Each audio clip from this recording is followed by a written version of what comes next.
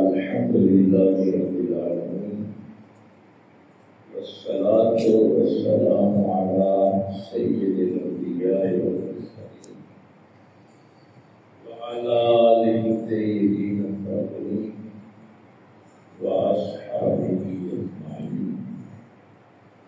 أما بعد فقد قال الله تبارك وتعالى في القرآن الكريم: أعوذ بالله من الشيطان الرجيم، بسم الله الرحمن الرحيم.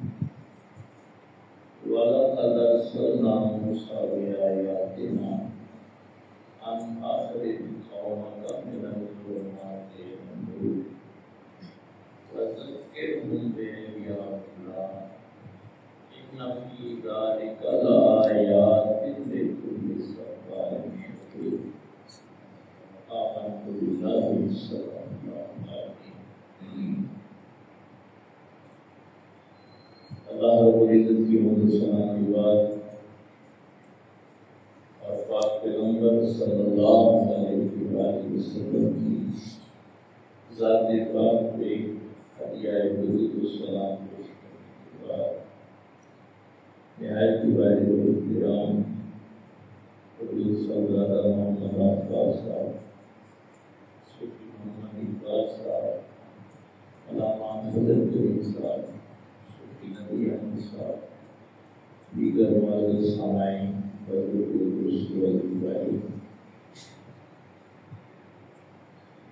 یہ ہمارا ماہانہ چونکہ تربیتی پروگرام ہوتا ہے کہ اگر آپ کسی اللہ والے سے وابستہ ہوتے ہیں تو اس وابستگی کے بعد جو ایک انسانی تبدیلی ہوتی ہے وہ وہاں تک ہمیں حاصل کی، اور جس مقصد کے لیے اللہ نے ہمیں پیدا کیا وہ مقصد ہم نے کتنا حاصل کیا اور آخرت کی کتنی تیاری ہوئی۔ ظاہر ہے اب سارے دوست دور دراز سے سفر کر کے تشریف لاتے ہیں، تو میں بھی کوشش کرتا ہوں کہ یہ بنیادی اسباب جو ہیں وہ آپ تک پہنچاتا ہے۔ آج اس سورہ ابراہیم کی جو 5ویں آیت ہے، آج ہمارے پاس وقت ذرا مختصر ہے، ہمیں ظاہر ہے کہ صاحب کے پہلے کو تشریف جانا ہے ابھی دعا کے بعد، بس میں صرف ایک دو اشارے کر کے اجازت چاہوں۔ اللہ نے نبیوں کی آمد کا جو مقصد بیان کیا ہے مختلف جگہوں پہ قرآن کریم، اس میں یہ جملہ جو ہے یہ ضرور ہے ان آخرت قومک من الظلمات الی النور۔ اس آیت میں بھی اللہ فرما رہا ہے کہ ہم نے موسیٰ کو بھیجا اپنی آیات لے کے، اپنی نشانیاں۔ مقصد کیا تھا کہ وہ اپنی قوم کو ظلمات سے نکالے اور نور کی طرف۔ اللہ تعالیٰ نے اپنی ذات کے متعلق بھی یہ اللہ ولی الذین آمنوا یخرجهم من الظلمات، تو اللہ کا بھی قرب اگر کسی کو نصیب ہوتا ہے تو وہاں کیا ہوگا کہ آپ ظلمات سے نکل جائیں گے اور نور کی طرف آ جائیں گے۔ نبیوں کے آنے کا بھی مقصد یہ ہے، نبی بھی اللہ اسی لیے بھیجتا ہے، اور یہ کتابیں جو ہیں یہ بھی اسی لیے بھیجتا ہے۔ یہ تو ایک اوورآل سینیریو میں نے آپ کو بتایا۔ اب یہ ظلمات کیا ہیں جن سے نکالنا ہے، ان کی ایک لمبی فہرست ہے۔ ہر حرام چیز جو ہے وہ ظلمت ہے، ہر مکروہ چیز جو ہے وہ ظلمت ہے، ہر اللہ کی نافرمانی جو ہے وہ ظلمت ہے۔ تو اگر آپ اللہ کی نافرمانی میں زندگی گزار رہے ہیں تو آپ نے آپ نے نہ اللہ کو مانا ہے نہ رسول کو مانا ہے، آپ تو ظلمات میں اندھیروں میں زندگی گزار رہے ہیں۔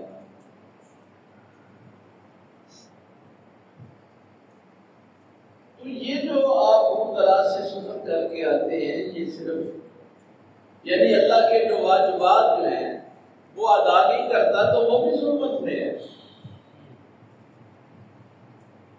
جو مستحبات کو ادا نہیں کرتا وہ بھی ظلمت میں ہے۔ اچھا، ایک ہمارے ہاں یہ بڑی مصیبت ہے، یار یہ چیز مستحب ہے، کوئی بات نہیں، کر لیں گے تو ثواب ملے گا، نہیں کریں گے تو حرام۔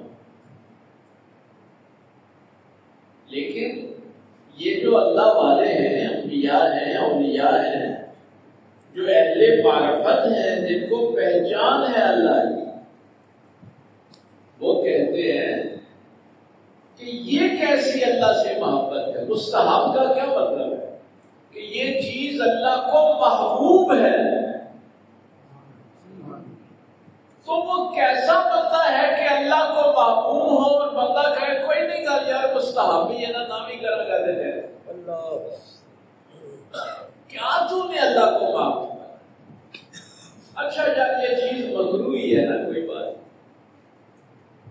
وہ بھائی جو مکروہ ناپسند، جو تیرے اللہ کو ناپسند ہے، تو نے اس کو مکروہ کہہ کے پسند، کوئی بات نہیں، مکروہ ہی اچھا ہے۔ تو یہ عرفانی دنیا میں، معرفت کی دنیا میں یہ جملے گستاخی کے جملے، کوئی گل نہیں گستاخی ہیں۔ تو یہ ساری ظلمات ہیں۔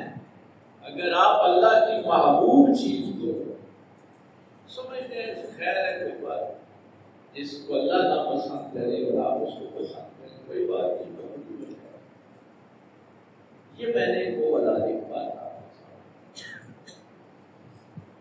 ایک تو یہ مقصد ہے، اب مجھے نہیں پتا کہ جب آپ تشریف لاتے ہیں تو کوئی ایک ظلمت جو ہے وہ دور ہو جائے، ایک اندھیرا دور ہو جائے، اس کی جگہ روشنی جو ہے وہ مل جائے، قرآن کی ایک آیت آپ نے۔ دوسری چیز ہے وَذَكِّرْهُمْ بِأَيَّامِ اللَّهِ۔ اللہ فرما رہا ہے کہ ہم نے موسیٰ کو آیات، نشانیاں دے کے، معجزات دے کے، کتاب دے کے بھیجا کہ ایک تو وہ اپنی قوم کو ظلمات سے نکالے، اور دوسرا کیا کریں، ان کو اللہ کے دن یاد کروائیں۔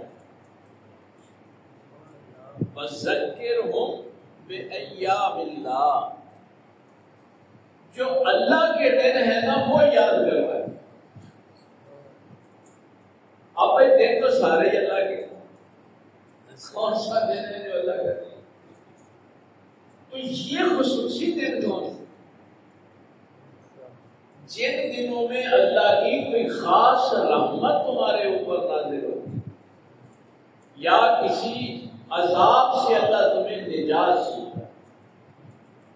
مثلا ان میں ایام اللہ میں سب سے بڑا یوم کون سا ہے؟ جس دن آدم علیہ السلام کی توبہ قبول ہوئی، ابراہیم علیہ السلام کی قربانی کو اسی دن وہ آ رہے ہیں۔ تو یہ جو اللہ کے دن ہے یہ یاد کروانا، یہ بھی نبیوں کی ڈیوٹی ہے۔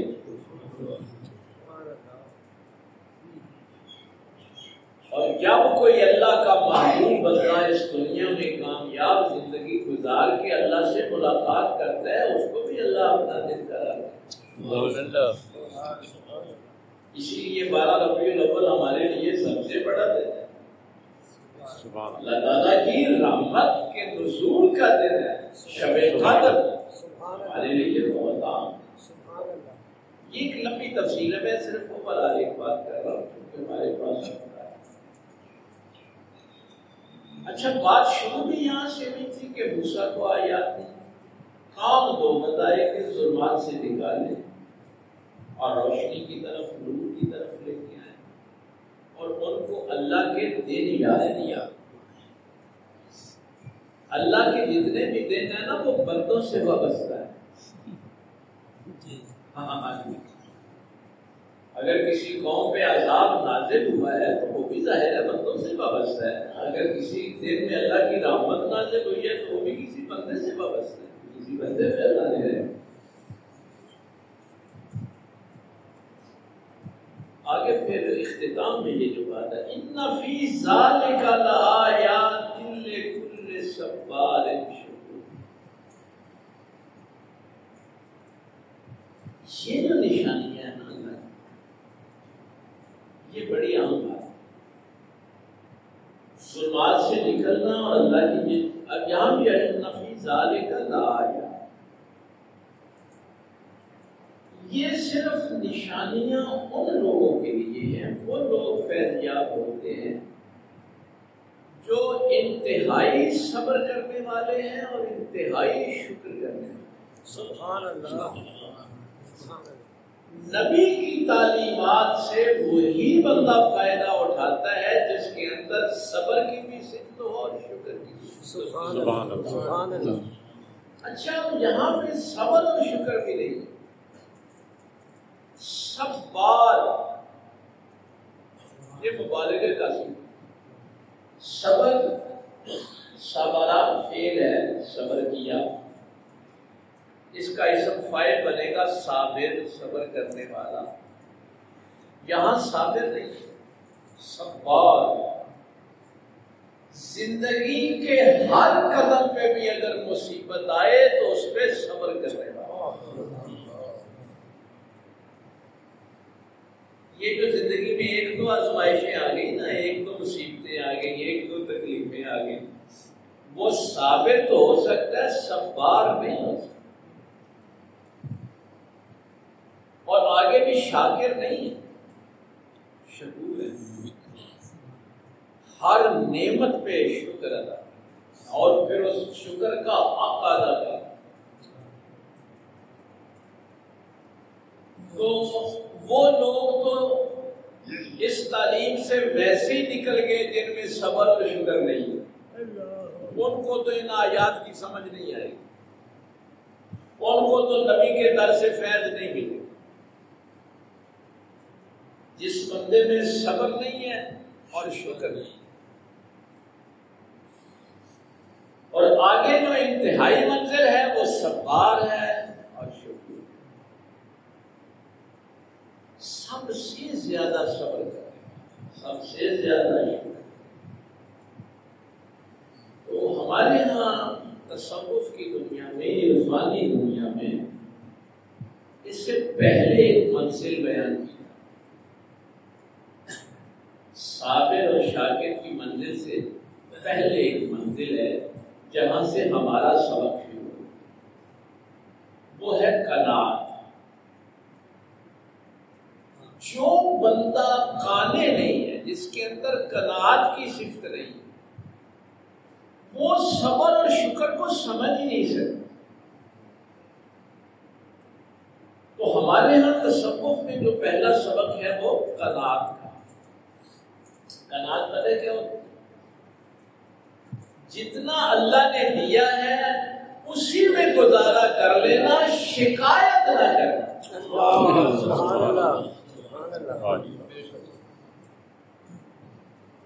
تو جو قانع نہیں ہے وہ صابر ہو ہی نہیں سکتا، وہ شاکر ہو ہی نہیں سکتا۔ آگے پھر صبار اور شکور تو بڑی دور کی بات۔ قانع کا جو متضاد لفظ ہے وہ لالچ ہے، یا قناعت پسند ہوگا یا لالچی ہوگا۔ تو جو لالچی ہے وہ قناعت پسند نہیں ہوگا۔ اگر یہ صفت، آپ تو اس پہ غور نہیں کرتے، جو ہمارے یورپ والے یا دوسری قوموں والے محققین اس پہ جب تحقیق کرتے ہیں تو وہ کہتے ہیں یار مسلمانوں کے صوفیاء نے بھی عجیب انسان کو منزل پہ لا کے کھڑا کر دیا ہے۔ اگر بحثیت فرد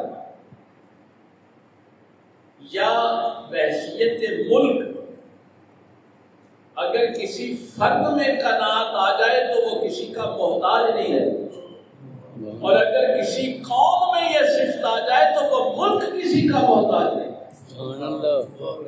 اس کے اندر سے محتاجی ختم ہو جاتی ہے، وہ جتنا اللہ نے دیا ہے اسی میں گزارا کرتا ہے۔ سبحان اللہ، سبحان اللہ۔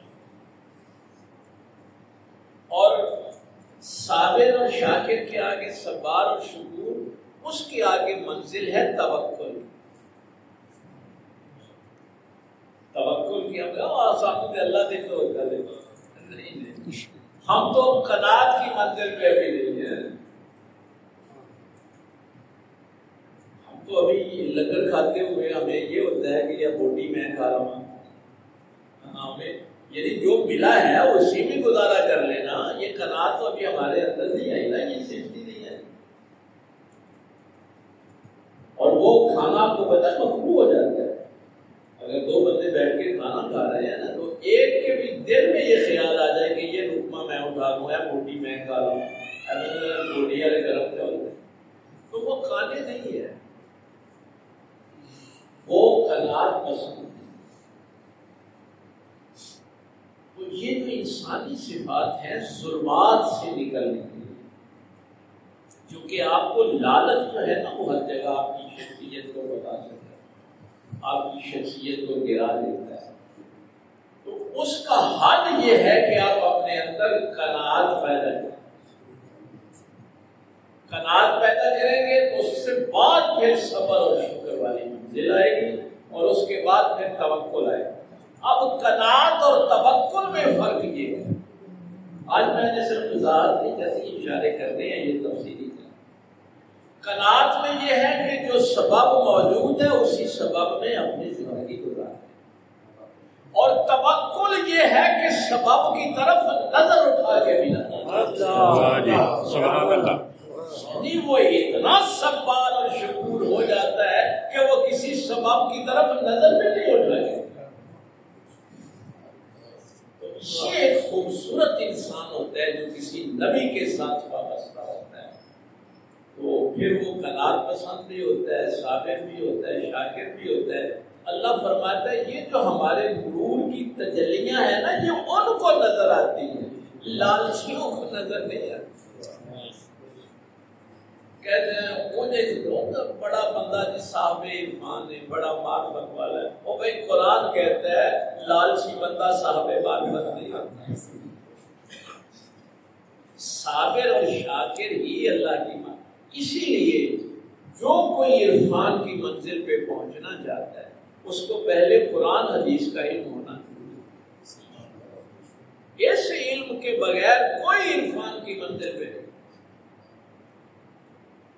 تو کوشش کریں کہ اپنے اندر یہ جو صوفیاء نے ہمیں پہلی سیڑھی بتائی ہے کہ قناعت جو ہے وہ اپنے اندر، تاکہ اس کے بعد صبر اور شکر کی، چونکہ میرے پاک پیغمبر صلی اللہ علیہ وسلم قرآن میں اکثر آپ پڑھتے ہیں نا، ان اللہ مع الصابرین، اللہ صبر کرنے والوں کے ساتھ۔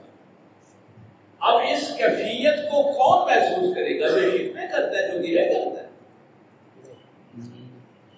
وہ مثلاً اللہ کو اپنے ساتھ محسوس کرے۔ اللہ کو اپنے ساتھ محسوس کرنا، اس معرفت کو حاصل کرنا، سرکار نے فرمایا اس کا کم سے کم اجر جو ہے وہ جنت ہے۔ سبحان اللہ۔ یہ ظاہر ہے دنیا میں مسائل بھی آئیں گے، بیماریاں بھی آئیں گی، تکالیف بھی آئیں گی، بشیء من الخوف والجوع ونقص من الاموال والانفس والثمرات، کبھی فصلیں جل جائیں گی، مال و متاع سارا خراب ہو جائے گا، چھت گرے گی تو ایوب کے سارے بچے مار دیے جائیں گے، بیماریاں آ جائیں گی۔ وبشر الصابرین، یہاں بھی خوشخبری صبر کرنے والوں کے، الذین اذا اصابتهم مصیبہ قالوا انا للہ و انا الیہ۔ تو کوشش کریں کہ اپنے اندر بھی یہ صفت پیدا کریں قناعت کی۔ ابھی میں اوپر والی منزلیں بڑی منزلیں ہیں، اگر قناعت کی منزل میں ہم کامیاب ہو گئے تو صبر اور شکر والی منزلیں پھر آسان، پھر توکل کی منزل پہ آپ کو اللہ کے انوار نظر آنا شروع ہو۔ سبحان اللہ۔ اللہ تعالیٰ عمل کی توفیق دے۔